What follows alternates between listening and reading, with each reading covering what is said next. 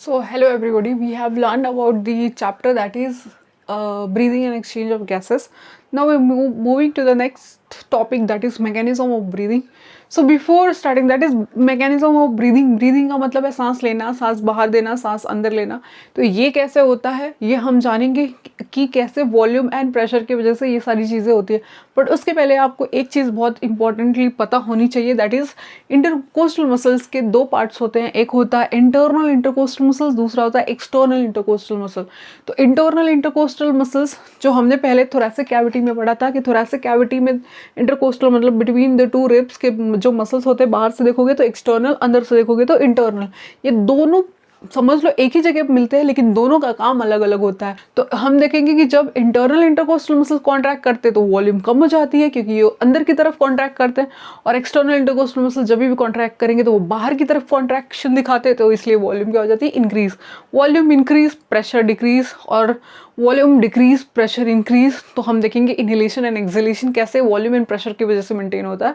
और वॉल्यूम को कौन मेंटेन कराता है, ये मसल्स. और भी मसल्स हैं, बट ये दो इंपॉर्टेंट मसल्स इसलिए क्योंकि इनमें कन्फ्यूजन हो सकता है, इसलिए इसको पहले से ही जान लेना ज़रूरी है, क्योंकि इनका आगे चल के इनका नाम आने वाला है.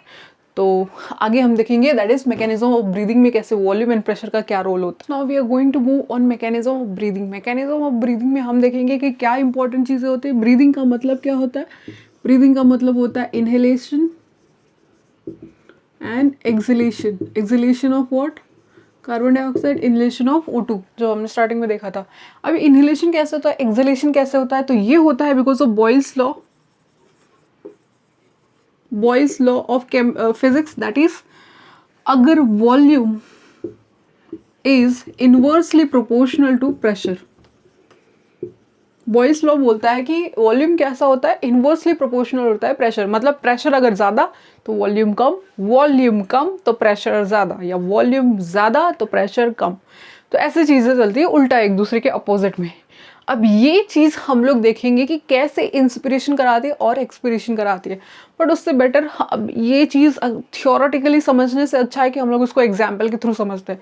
तो आपको वॉल्यूम को कंसिडर करना है अपने घर के जैसे. तो आपका घर हो गया एक स्पेस, घर हो गया वॉल्यूम, और प्रेशर को अब करना है इमेजिन अपने लाइफस्टाइल, मतलब कि अपने लोगों की वजह से. जैसे कि आपके पास कोई है और उन पे आप कैसा प्रेशर कितना दे रहे हो, उनको प्रेशराइज कर रहे हो या नहीं, उसके हिसाब से. तो वॉल्यूम हम देखेंगे कि कभी हमेशा क्या होता है, पहले ये समझ लेते हैं फिर मैं लिख के बताती हूँ. तो क्या होता है, देखो जैसे तुम्हारा जो घर है वो अगर बहुत छोटा है और उसमें तुमने 2-4 दिन के लिए किसी को बुला दिया, सपोज 2-4 दोस्तों को बुला दिया कि ठीक है हमारे घर पे रहो, तो जब छोटा घर रहेगा तो लोग भागना चाहेंगे, ठीक है, लोग रुकना नहीं चाहेंगे. लेकिन अगर घर बड़ा है तो लोग आना चाहेंगे. क्यों? क्योंकि उनको कोई प्रॉब्लम नहीं होगी. तो हम देख सकते हैं कि जब भी वॉल्यूम मतलब कि घर बड़ा है तो लोग आते हैं. मतलब क्या होता है, इंस्पिरेशन. कब? जब वॉल्यूम ज़्यादा है, मतलब घर बड़ा है तो लोग क्या होंगे, गेस्ट क्या करेंगे, आना चाहेंगे. लेकिन घर अगर छोटा है, मतलब कि कंजस्टेड, आपको ही प्रॉब्लम हो रही है, तो गेस्ट या फिर फ्रेंड्स को कैसे मतलब मैनेज करेंगे. तो जो रहेंगे वो लोग क्या सोचेंगे, अगर घर छोटा है तो वो लोग क्या करेंगे, आप रोकना भी चाहोगे तो वो भागेंगे बाहर. तो वो एक्सपिरेशन कराएंगे. मतलब वॉल्यूम कम, घर छोटा तो एक्सपिरेशन, वॉल्यूम बड़ा, घर बड़ा तो क्या, इंस्पिरेशन. तो ये याद रखना है कि वॉल्यूम का इफेक्ट क्या होता है इंस्पिरेशन एंड एक्सपिरेशन के लिए, याद रखने के लिए बताया. अब वॉल्यूम के हिसाब से देखेंगे, वॉल्यूम तो एक चीज़ होगी. अब प्रेशर देखेंगे. आपकी लाइफ में कोई भी है, चाहे पेरेंट्स हो, चाहे आपके ऑफिस में कलीग्स हो, बॉस हो, या कोई दोस्त हो, अगर आप किसी को ज़्यादा प्रेशराइज करोगे, ज़्यादा टेंस करोगे, प्रेशराइज करोगे, तो वो आपकी लाइफ में ज़्यादा दिन टिकने वाला नहीं है. तो वो लोग क्या करेंगे, वो भागना चाहेंगे. मतलब वो स्पेस में वो रहना नहीं चाहेंगे, वो भागने की कोशिश करेंगे. कब? जब आप ज़्यादा प्रेशराइज करोगे, ज़्यादा बोलते हैं कि ज़्यादा मतलब उनको नेगेटिव ज़्यादा करोगे तो वो लोग भाग जाएंगे.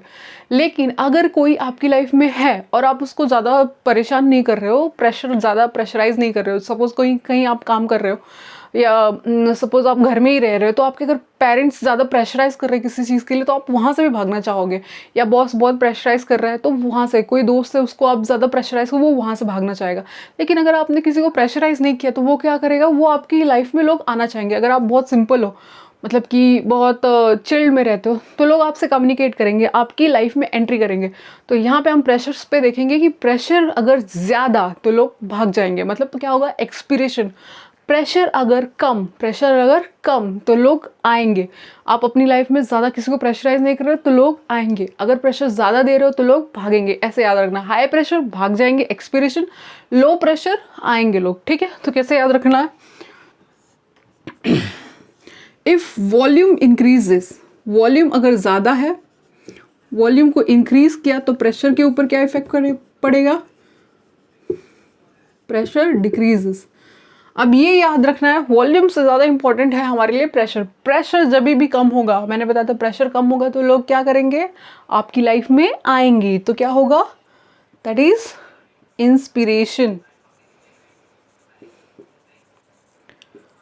इंस्पिरेशन कब, प्रेशर कब कम होगा, प्रेशर कब कम होगा, जब वॉल्यूम ज़्यादा, स्पेस बड़ा, तो लोग आएंगे, क्योंकि अंदर प्रेशर नहीं है, सब आराम से रह रहे हैं। ठीक, दूसरी चीज़ देखते हैं, दैट इज़ वॉल्यूम को अगर हम कम कर देंगे। अब वॉल्यूम अगर कम हो गया, डिक्रीज हो गया, बहुत कंजेस्टेड लाइफ चल रही है, वॉल्यूम कम तो झगड़े ज़्यादा है ना, टेंशन ज़्यादा, प्रेशर ज़्यादा, तो हम बोलेंगे कि यहाँ पे प्रेशर, ये इसीलिए बोलते हैं उल्टा चलता है, प्रेशर क्या होगा, ज़्यादा। अब वॉल्यूम कम है, जगह कम है, प्रेशर बहुत ज़्यादा हो रहा है, तो लोग क्या करेंगे, भागना चाहेंगे। तो यहाँ पे क्या होगा इसकी वजह से, एक्सपीरेशन। तो इसकी वजह से क्या होगा, एक्सपीरेशन। तो हमने दो चीज़ें देखी कि इंस्पिरेशन कब होता है, एक्सपीरेशन। इंस्पिरेशन ये कंडीशन में होता है, वॉल्यूम कम प्रेशर ज़्यादा, और एक्सपीरेशन इस वाली कंडीशन में होता है, एक्सपीरेशन।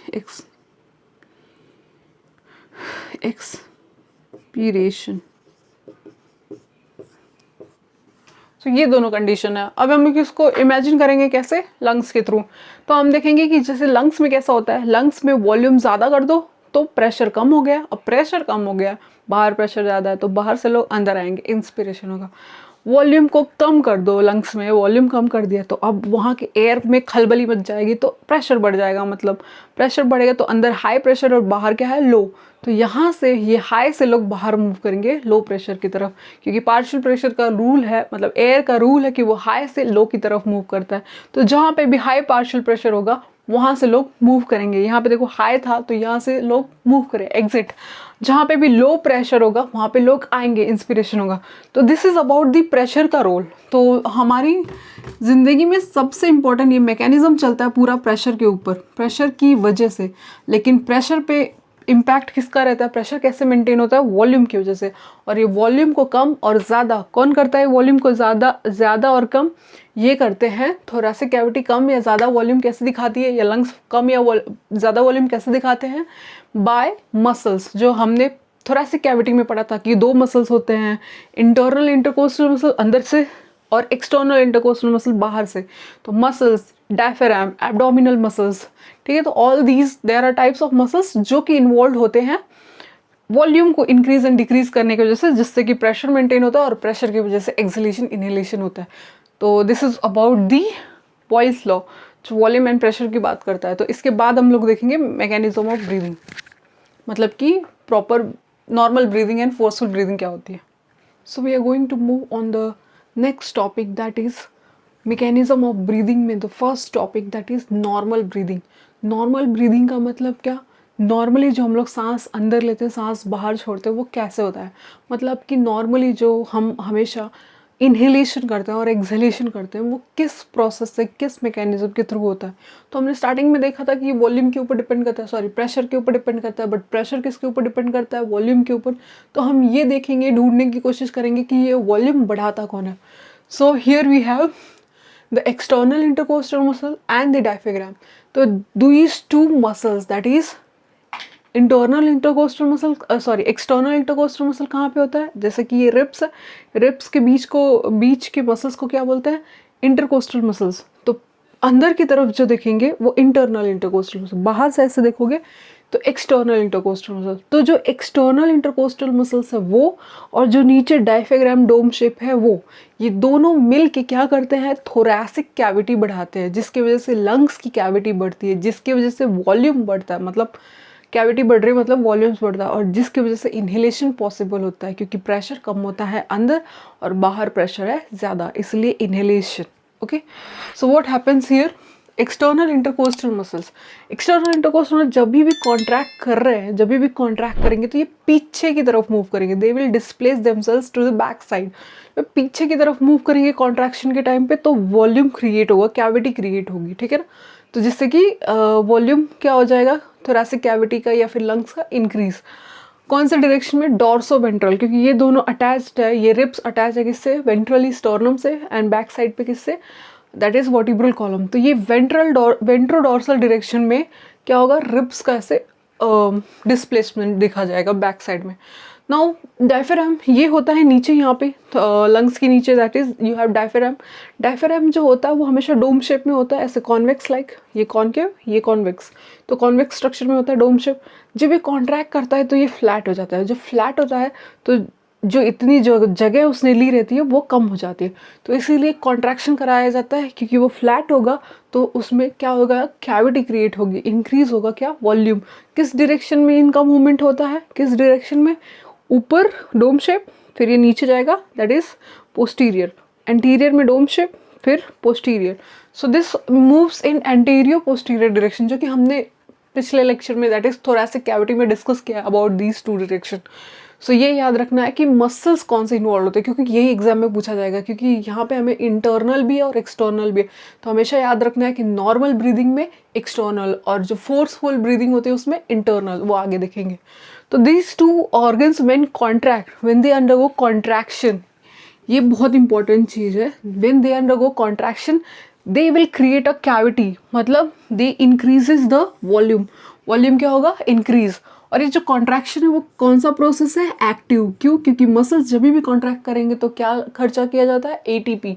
कॉन्ट्रैक्शन हमेशा एटीपी के थ्रू होता है, ठीक है। तो वॉल्यूम इंक्रीज होगी, अब जब भी वॉल्यूम इंक्रीज होगी तो अंदर बहुत ही स्पेस है ना, स्पेस है, जब स्पेस मिलेगा लोगों को तो प्रेशर कम होगा। तो जो अंदर एयर होती है वो उसमें प्रेशर कम हो जाता है कंपेयर टू व्हाट, बाहर के। तो लंग्स में पार्शियल प्रेशर क्या हो गया, लो, लंग्स का पार्शियल प्रेशर डिक्रीज हुआ क्योंकि वॉल्यूम इंक्रीज हुआ। और इसी की वजह से हम कंपेयर करेंगे बाहर एटमॉस्फेरिक पार्शियल प्रेशर और लंग्स का पार्शियल प्रेशर।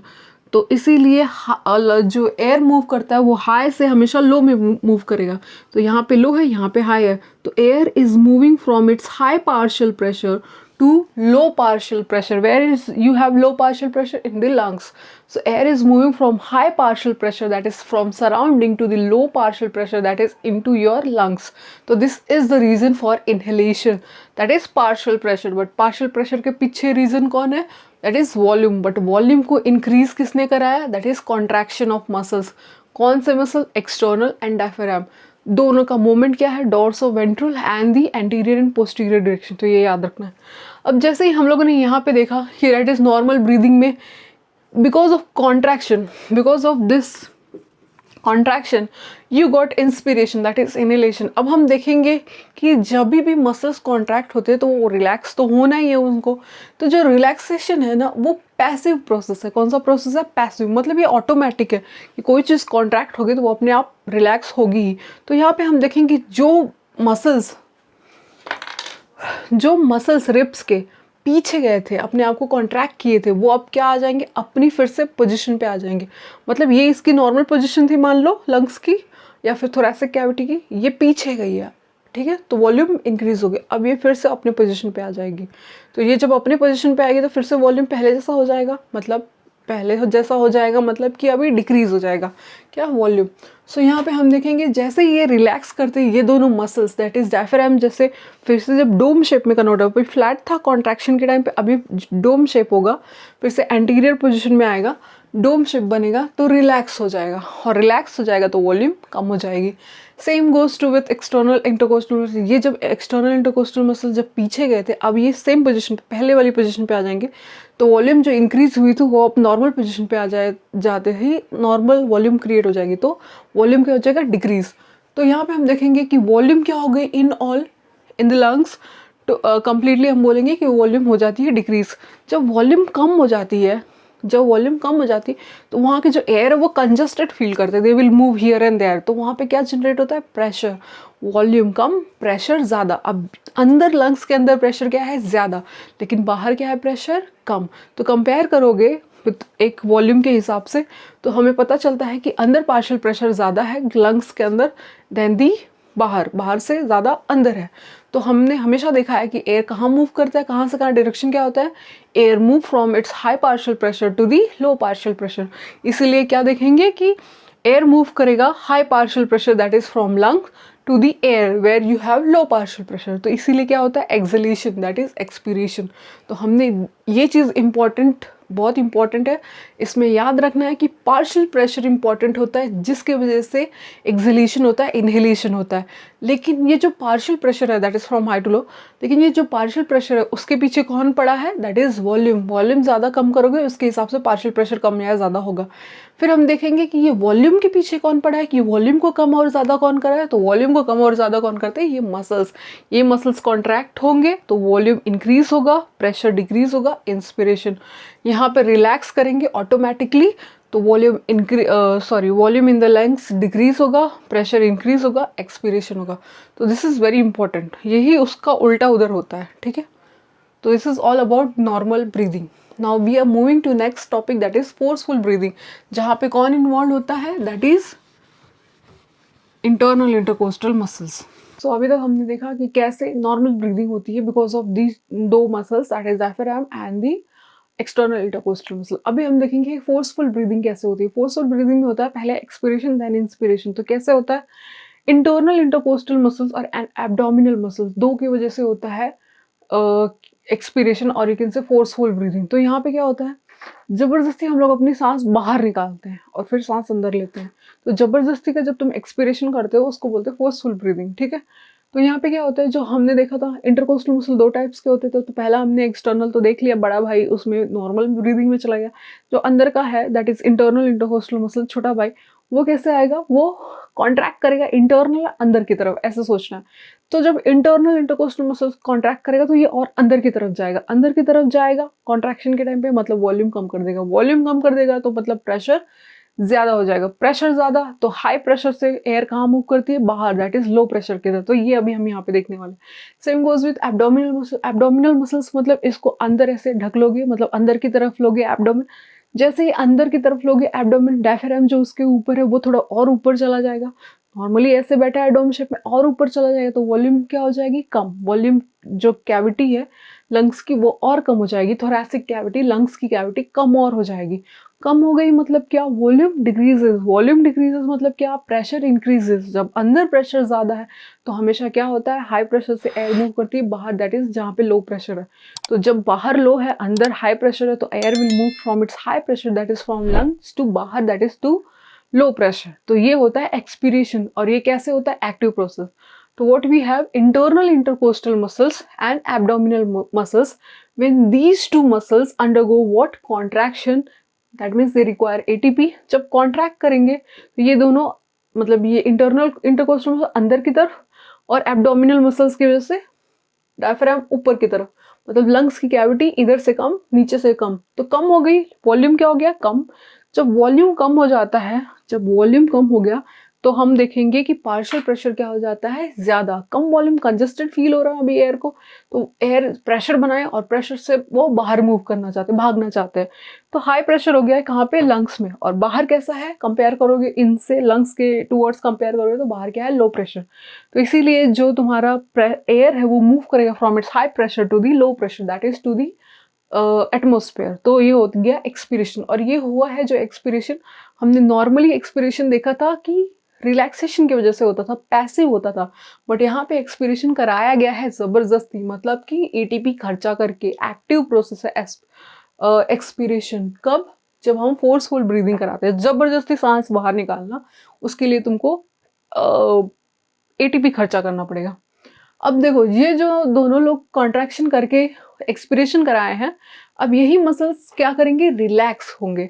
जब ये मसल्स रिलैक्स होते हैं तो वॉल्यूम जो कॉन्ट्रैक्ट हुई थी, अब वॉल्यूम क्या हो गई, इंक्रीज, वॉल्यूम बढ़ गई, मतलब वो लोग नॉर्मल पोजीशन पे आ गए।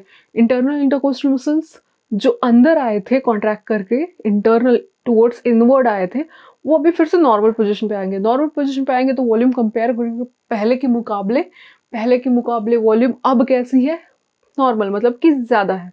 तो पहले कम हो गई थी वॉल्यूम, अब ज़्यादा हो गई है, मतलब नॉर्मली जितना था उतना हो गया है। तो हम देखेंगे कि वॉल्यूम इंक्रीज हो गई लंग्स में। वॉल्यूम इंक्रीज होने की वजह से स्पेस बढ़ गया, तो एयर जो थे वो अब आराम, उनको तसल्ली मिली। तो वॉल्यूम के बढ़ने की वजह से प्रेशर पे क्या इफेक्ट जाता है, प्रेशर हो जाती है कम।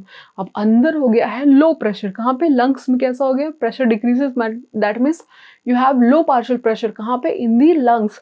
और बाहर कंपेयर करें तो बाहर क्या है, high partial pressure compare to this lungs. हाँ, तो बाहर हाई है अंदर लो है। तो अभी तुम बताओ एयर कहाँ से कहाँ मूव करती है, एयर मूव करती है from its high partial pressure to the low partial pressure. अभी हाई किधर है, बाहर, तो एयर मूव करेगी फ्रॉम बाहर, that is from high partial pressure to the low partial pressure. कहाँ पे है low partial pressure, in the lungs, because of volume का बढ़ने की वजह से। तो यहाँ पे हो जाएगा क्या, इंस्पिरेशन, मतलब एयर बाहर से मूव करेगी लंग्स के अंदर, तो ये होता है क्या, दैट इज इंस्पिरेशन। पहले एक्सपिरेशन फिर इंस्पिरेशन। इंस्पिरेशन यहाँ पे कैसा है, दैट इज पैसिव। इंस्पिरेशन कैसा है, पैसिव। इंस्पिरेशन इज पैसिव, तो इन ऑटोमेटिक। और जो तुम्हारा एक्सपिरेशन है, एक्सपिरेशन इज एक्टिव। तो यहाँ पे हमने क्या करा है, फोर्सफुल ब्रीदिंग। फोर्सफुल ब्रीदिंग मतलब जबरदस्ती सांस बाहर निकालना और सांस अंदर लेना। सांस अंदर तो नॉर्मल ही लिया, बिना कोई पैसे खर्चा किए, मतलब एटीपी खर्चा किए। बट हम देखेंगे कि हमने एनर्जी तो एट द एंड लगा ही दी है, तो ये नॉर्मल नहीं होता। ये जब तुम चाहो तब एक्सपिरेशन कर सकते हो जबरदस्ती।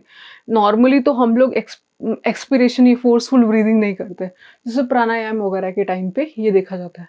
ठीक है, तो this is about the forceful breathing. तो हमने मैकेनिज्म ऑफ ब्रीदिंग में देखा दो टाइप के ब्रीदिंग मैकेनिज्म, एक होता है नॉर्मल ब्रीदिंग के लिए और एक होता है फोर्सफुल ब्रीदिंग के लिए। और दोनों में हमने देखा कि कैसे वॉल्यूम एंड पार्शियल प्रेशर का इंपॉर्टेंट रोल होता है, और ये पार्शियल प्रेशर की वजह से ही एक्सहेलेशन इनहेलेशन होता है। इसके पीछे वॉल्यूम होती है, वॉल्यूम का कम या ज़्यादा होना, और वॉल्यूम को घटाने और बढ़ाने में कौन हेल्प करता है, मसल्स। तो कौन से मसल्स कहाँ इन्वॉल्व है, ये आपको बहुत अच्छी तरह से पता होना चाहिए।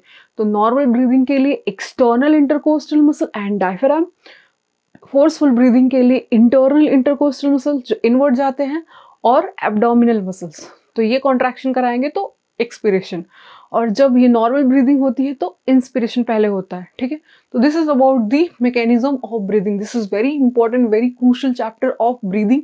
ये सबको पता होना चाहिए, और इस पे क्वेश्चंस भी आते हैं। सो आई होप कि आपको चीज़ें समझ में आई हो। अगर कुछ भी नहीं समझ में आया हो या कुछ अपडेट करने की ज़रूरत हो तो please comment in the comment box, और जो भी चीज़ें आगे और पढ़ानी है वो भी मुझे बताइएगा। Thank you so much.